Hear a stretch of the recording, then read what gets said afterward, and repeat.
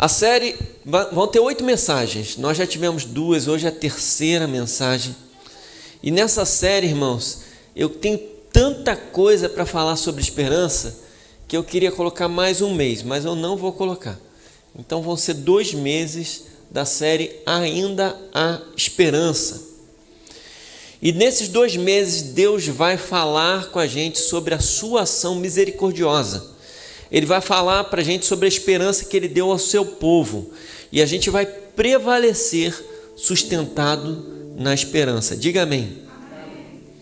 O título da mensagem de hoje é O Caminho para a Esperança. Você sabia que para alcançar a esperança, você tem que passar por um caminho? Você sabia que existe uma caminhada de fé até a esperança? Alguém já ouviu falar disso? Existe um trajeto, existe um projeto. A esperança tem um caminho de fé. Eu quero compartilhar isso com você. A Milene já deu um spoiler, falando sobre Romanos 4, mas eu vou falar sobre Romanos 5, meu amor. Quase, hein? Quase. Todo dia de manhã, irmãos, a gente tem uma oração às 6 da manhã. E às 6 da manhã eu também compartilho um capítulo de um livro da Bíblia. Nós terminamos os livros pós-exílicos, Esdras, Neemias, Ageu, que mais, meu irmão? Zacarias, Malaquias. E agora a gente começou em Romanos. Chegamos hoje em Romanos 8. E eu tive que dividir Romanos 8 ao meio, porque Romanos 8 é profundo demais. Então, se você não pegou o capítulo mais importante da Bíblia, pastor, qual o capítulo mais importante da Bíblia? Romanos 8. Por quê? Porque o livro de Romanos é o tratado teológico da fé cristã. É a organização doutrinária de todas as igrejas cristãs. Romanos é o livro que diz para você que não precisa tocar chofar na igreja. Quem toca chofar não leu Romanos, ou não leu Hebreus. Romanos é um livro que diz para você que você não precisa ter bandeira de Israel. Você não precisa buscar Shekinah, e você não precisa ir ao Santo dos Santos. Você não precisa colocar um kippah na cabeça, e nem colocar uma roupa sacerdotal. Você não precisa de nada disso. Se você ainda está fazendo isso, ou se você conhece uma igreja que está fazendo isso, eu quero te dizer, essa igreja provavelmente não leu Romanos. Porque ela está criando uma confusão histórica. Eu estou falando demais sobre Romanos. Mas Romanos capítulo 8 é o cerne dessa visão doutrinária. É o ápice da fé cristã.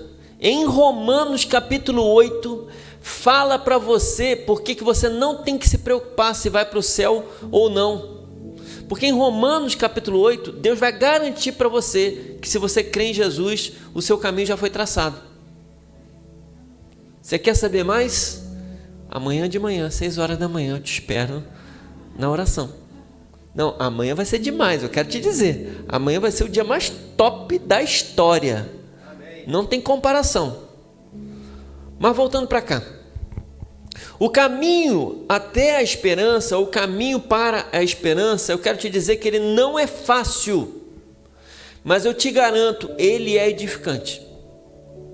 Você sai dele melhor do que você entrou. Então, pelo amor do Senhor, eu quero que todo mundo saia daqui no culto hoje melhor do que entrou. Se você não aprender nada no culto de hoje, meu Deus, me dá uma frustração. Uma vez uma irmã virou para mim e falou assim: pastor, toda vez que eu assisto uma pregação sua, eu aprendo alguma coisa. Irmãos, aquilo me deu uma alegria e eu tornei aquilo uma prática na vida. Eu quero que toda vez que você vier ao culto, você aprenda uma coisa nova do Senhor. Você leve alguma coisa nova para casa. Você aprenda algo novo em nome de Jesus. Então vira para a pessoa do seu lado e fala: vamos vencer no caminho para a esperança. Romanos capítulo 5, abriu aí? Qual é, pastor, o caminho para a esperança? Abre aí, Romanos capítulo 5. Nós vamos ler do verso 1 ao verso 5. Olha que lindo, está ali, ó. Eu uso a Nova Versão Internacional. Você pode usar qualquer versão. Por que eu prefiro a Nova Versão Internacional? Irmãos, eu não quero ficar aqui explicando o que é vitupério, oblação. Eu não quero falar aqui o que é neófito. Eu quero que a gente se concentre no texto. Deixa para a gente traduzir o português arcaico num outro momento. Então vamos usar NVI. Diz assim a palavra de Deus: tendo sido, pois, justificados pela fé, temos paz com Deus, por nosso Senhor Jesus Cristo, por meio de quem obtivemos acesso pela fé a esta graça na qual agora estamos firmes, e nos gloriamos na esperança da glória de Deus. Não só isso, mas também nos gloriamos nas tribulações, porque sabemos que a tribulação produz perseverança. A perseverança é um caráter aprovado, e o caráter aprovado, esperança. E a esperança não nos decepciona, porque Deus derramou o seu amor em nossos corações, por meio do Espírito Santo que Ele nos concedeu. Vamos orar? O Senhor nos ensina o caminho para a esperança. Nos ensina a viver uma caminhada de fé tão tremenda, poderosa, gloriosa, que a gente possa viver cada etapa desses passos de fé até a esperança. Que em nome de Jesus a gente não só compreenda, mas a gente viva e prossiga. Que a gente cresça na fé, na graça, no conhecimento. E que a esperança seja uma realidade para nós, em nome de Jesus.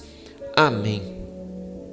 Irmãos, o caminho para a esperança passa por dificuldades, passa por etapas, passa por percalços. Nós temos que enfrentar certos problemas, mas nós nos tornamos melhores se tomarmos as decisões corretas.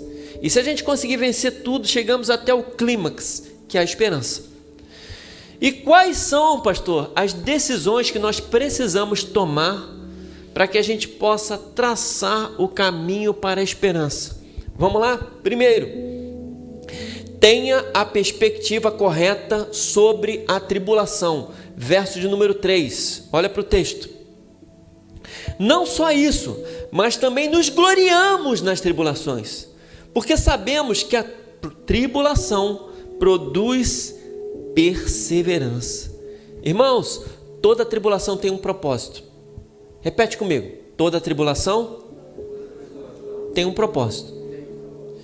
Ninguém quer passar pela tribulação.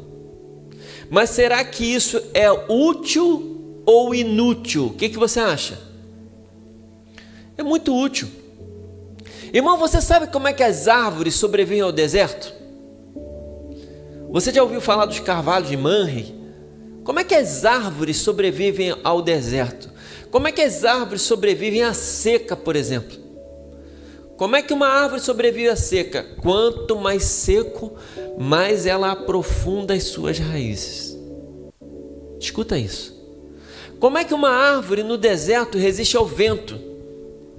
Quanto mais vento, mais ela vai e amplia, engrossa o seu caule. Você concorda comigo que essa árvore se tornou mais forte por causa da tribulação? Sim ou não? Você concorda comigo que as dificuldades da vida tornaram ela uma árvore mais tremenda? Sim ou não? Irmãos, às vezes a gente olha para a tribulação da perspectiva incorreta. A gente olha para a tribulação e a gente grita, a gente olha para o céu e fala: Deus, por quê? E você já sabe que essa não é a pergunta correta. Qual é a pergunta correta? Deus, para quê? Porque por que tem a ver com a causa, para que tem a ver com o alvo, com o objetivo. Então toda tribulação tem um objetivo. Se você não tiver a perspectiva correta da tribulação, você vai viver sem esperança. Você não vai passar nem para a fase da perseverança. Você não vai entender. A Milene leu o capítulo anterior, lá dos versos 18 a 21. O verso mais lindo é o verso 18, que ele diz assim: Abraão, contra toda esperança, em esperança creu. Gente, não é lindo isso? Abraão, contra toda esperança, em esperança creu. É muita esperança, a gente tem até que parar para pensar. A esperança da esperança na esperança. Meu Deus do céu, já me perdi. A ideia é que Abraão sabia que ele tinha uma promessa. Deus prometeu para ele: você vai ser pai de multidões.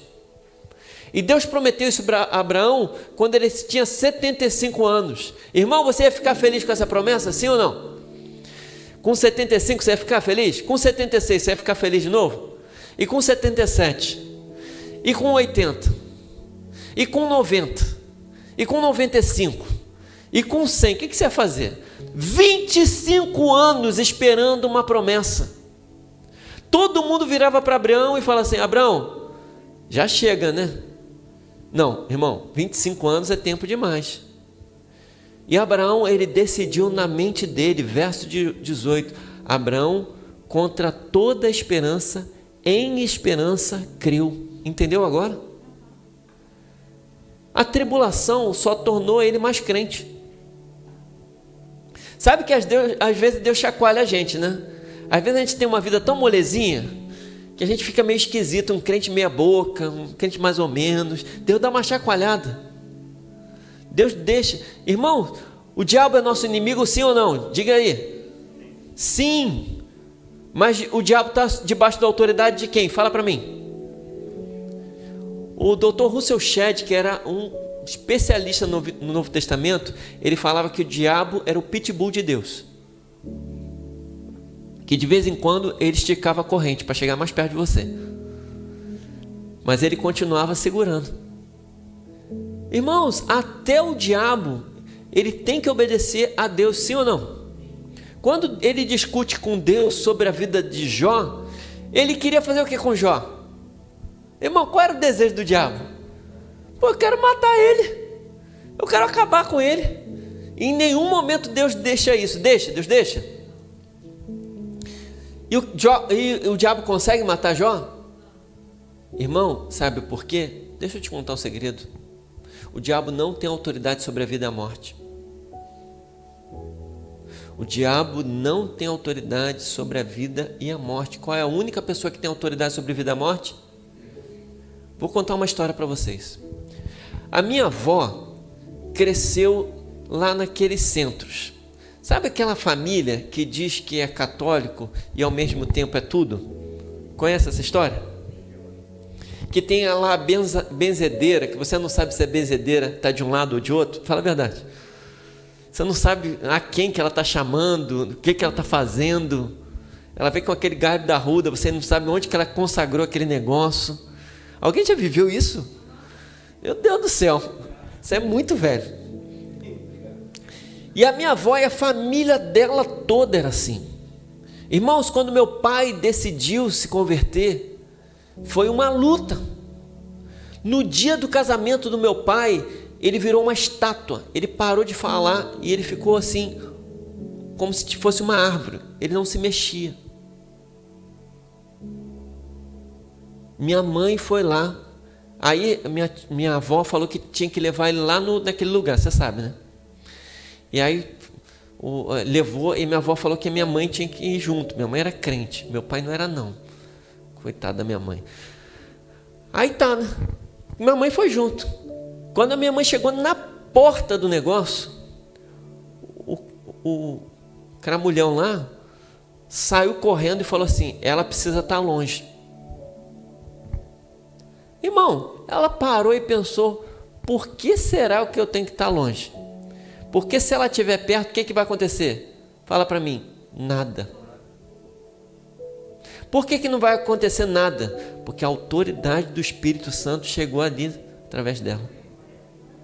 Irmão, quando você ouve falar do diabo, você treme de medo, fala a verdade.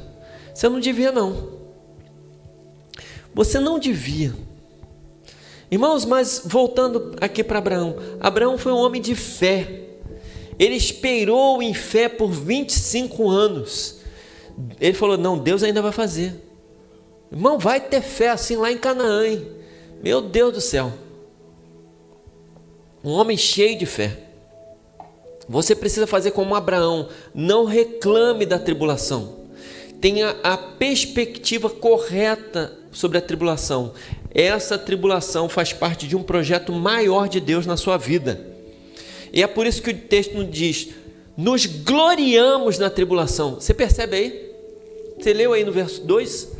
Nós nos gloriamos na tribulação. Não é porque o apóstolo Paulo era aquele cara que gostava, aquele masoquista. Ah, bate que eu gosto. Ah, meu Deus, chicotado. Não era isso. Ele se gloriava na tribulação porque a tribulação estava produzindo algo de útil para ele. Então, irmãos, vira para a pessoa do seu lado e fala: tenha a perspectiva correta sobre a tribulação.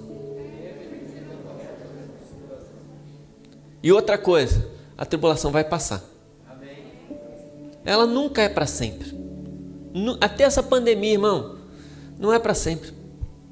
Segundo, decida na sua mente: nós não somos dos que retrocedem. Olha o verso 3. Não só isso, mas também nos gloriamos nas tribulações, porque sabemos que a tribulação produz. O que é a perseverança? Perseverança tem a ver com permanecer firme, permanecer rígido. Repete comigo. Fala comigo. Nós não somos dos que retrocedem.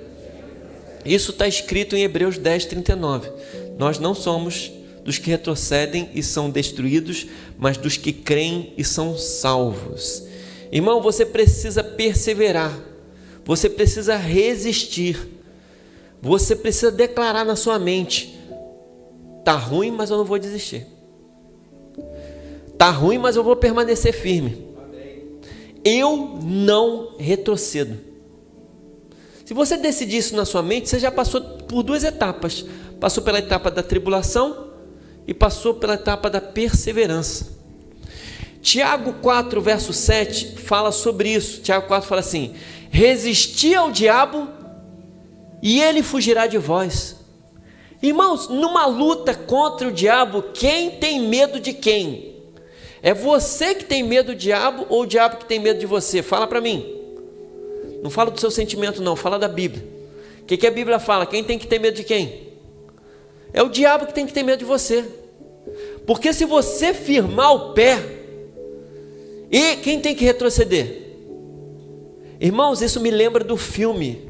Quem lembra do filme O Senhor dos Anéis? Toda vez que fala isso, que o Gandalf está lá naquela ponte e está lá vindo atrás dele o Balrog, que é um demônio, e ele está na ponte, ele para, ele acende aquela luz e ele fala: you shall not pass. Você não passará. Irmãos, e o que acontece com o demônio? Ele passa? Passa não. Ele não passará, irmão. Se você resistir, o diabo não passará. Você chega, vira para o diabo e fala: você não passará, cramulhão. Você tem que andar para trás. Retroceda, em nome de Jesus. Vira para a pessoa do seu lado e fala: não desista.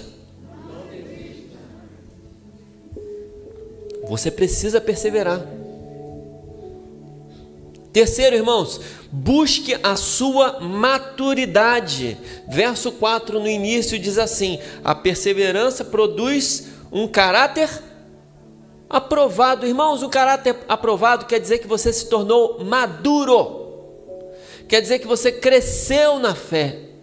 Quer dizer que a sua prova que Deus te deu, você foi aprovado, teve um teste, e o teste disse para você: você está aprovado. Irmãos, você já passou da etapa da tribulação, você já passou da etapa da perseverança. A próxima etapa é gerar em você um caráter aprovado. Infelizmente, muita gente não consegue chegar na fase da maturidade. As pessoas querem ser bebês espirituais para sempre. As pessoas não querem crescer. Irmãos, sabe quando eu sei que uma pessoa não quer crescer? Uma vez eu fiz um gabinete e um cara veio para mim, e ele veio com 2 papéis, e ele botou em cima da mesa um papel e o outro papel. E ele falou: pastor, eu tenho 2 propostas. essa proposta aqui, eu vou para São Paulo, e o salário é esse, os benefícios são esses, nananã. Essa proposta aqui, eu vou para o Nordeste, e o salário é esse, os benefícios são esses, e eu vim aqui ouvir o Senhor. Eu falei, irmão, qual dos dois você acha que é mais interessante? Ele falou, não, eu acho que é esse de São Paulo, que é melhor, mais perto, nananã. Eu falei, então tá bom, irmão, Deus te abençoe, vai com Deus. Ele falou, não, pastor, eu vim aqui para o senhor me dizer qual que eu tenho que escolher. Eu falei, tu tá brincando comigo?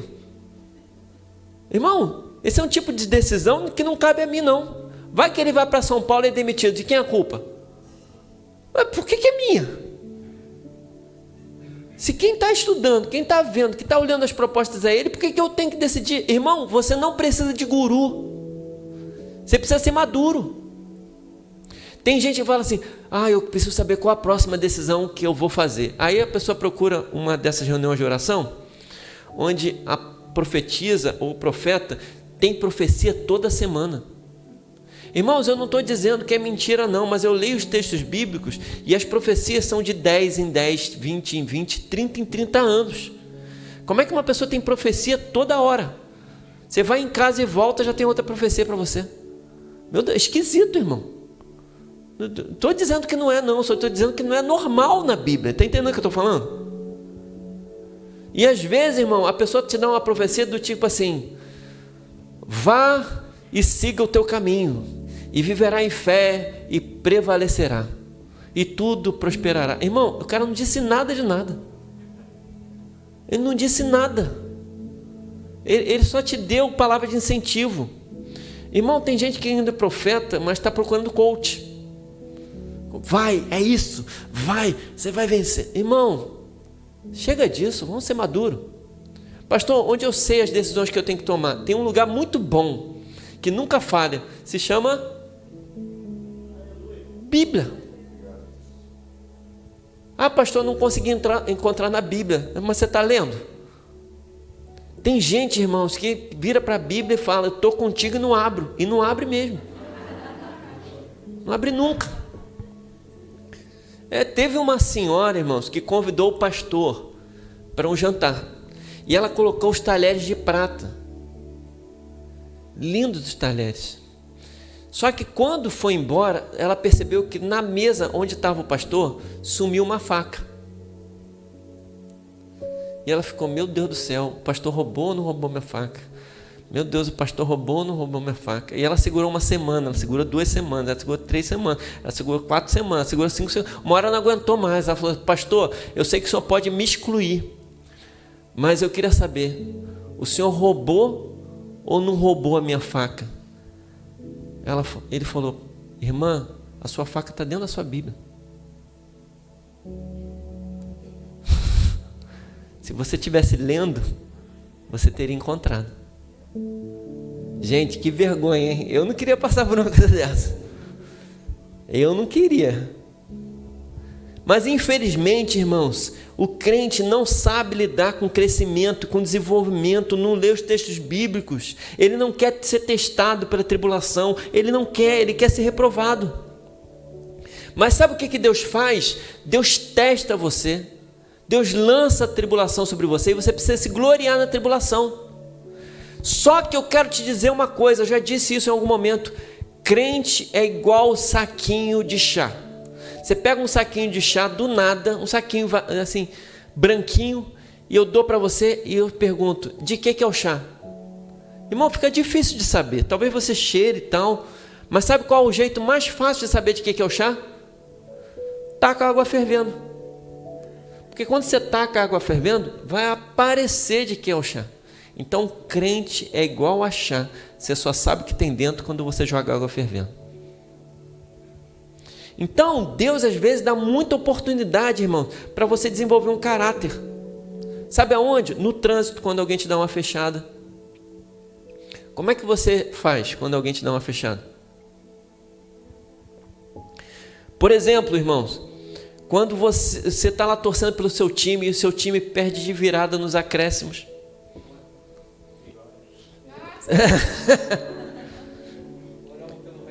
Isso, quando te ofendem, quando mentem, quando te humilham, quando te roubam, é aí que você precisa revelar quem você é.